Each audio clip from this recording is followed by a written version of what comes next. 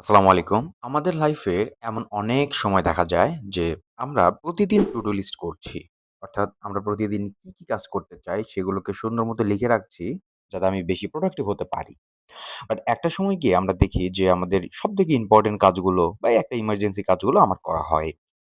তো আজকে আমি সে বিষয়ে কথা বলব সেটি হচ্ছে the Eisenhower matrix. Eisenhower matrix জিনিসটা কি? আইজেনহাওয়ার ম্যাট্রিক্সটা হচ্ছে আপনার যে ডেইলি কাজগুলো রয়েছে বা উইকলি কাজগুলো রয়েছে অর্থাৎ টু ডু লিস্ট গুলো রয়েছে সেগুলোকে আপনি ৪ ভাগে ভাগ করে নিবেন সবসময়।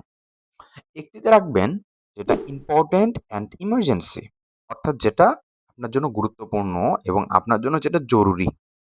২ নম্বরে যেটা রাখবেন সেটি হচ্ছে ইম্পোর্টেন্ট বাট নট ইমার্জেন্সি, এটা একটা রাখবেন।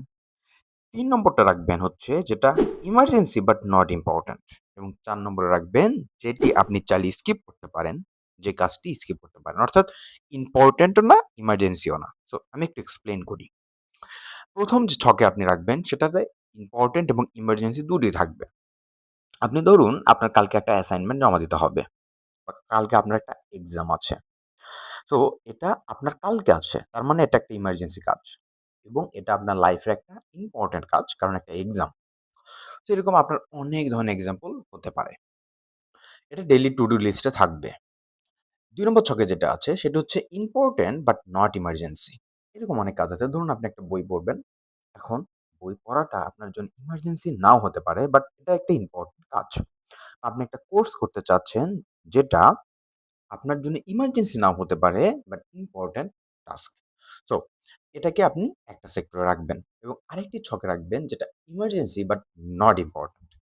এখানে আমাদেরকে একটু ফোকাস দিতে হয় কারণ আমাদের লাইফে এমন অনেক কাজ রয়েছে যেগুলো আমাদের কাছে এটা ইম্পোর্টেন্ট নাও হতে পারে বাট যেটা করা জরুরি। এখন অনেকের কাছে অ্যাসাইনমেন্ট জমা দেওয়াটাও ইম্পোর্টেন্ট না বাট ইমার্জেন্সি। অনেকের কাছে একটা মিটিংয়ে অ্যাটেন্ড করা সেটা ইম্পোর্টেন্ট না বাট ইমার্জেন্সি। অর্থাৎ এটাকে অ্যাটেন্ড না করলে হয়তোবা আপনার জন্য একটু প্রবলেম হতে পারে। তো আপনি আপনার মতো করে সাজাতে পারবেন। এবং আরেকটি কাজ হচ্ছে যেটা ইম্পোর্টেন্টও না, ইমার্জেন্সিও না। যেটা ৪ নম্বর ছকে থাকবে। এমন হতে পারে ধরুন আজকে ক্রিকেট খেলা আছে। এটা আপনার কাছে ইম্পোর্টেন্ট প্লাস ইমার্জেন্সি নাও হতে পারে। এটা অনেকের ক্ষেত্রে আবার ইম্পোর্টেন্ট হয়ে থাকে, আবার অনেকের ক্ষেত্রে ইমার্জেন্সিও হয়ে থাকে। So it depends.